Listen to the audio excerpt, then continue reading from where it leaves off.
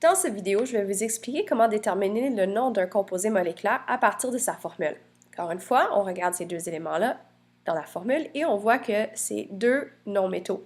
Ça veut dire que c'est un composé qui est moléculaire et on doit utiliser donc la règle de nomenclature des composés moléculaires. Première chose qu'on doit faire, on doit déterminer combien il y a de chaque élément. Ici, on voit qu'il y a 4 fluors et 4, c'est tétra en grec. Et on a un carbone. Donc, on peut dire mono ou on peut dire rien. Dans ce cas-ci, ça dépend de dans quel ordre on va le mettre. Si c'était le premier nom dans le nom, on mettrait mono, mais si c'est le deuxième nom dans le nom, on ne met pas mono, on met rien.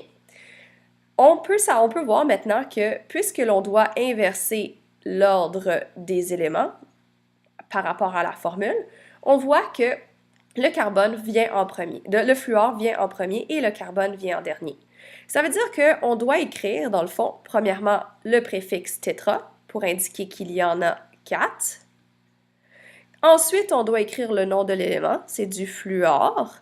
Et on doit terminer avec le suffixe ure, donc on doit écrire tétra pour 4 et ure à la fin.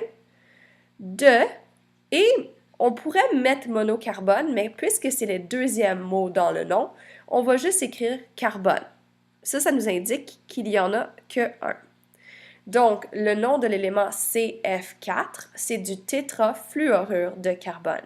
Il faut se rappeler que mettre des préfixes qui indiquent la quantité, c'est uniquement pour les composés moléculaires. Donc, seulement pour un composé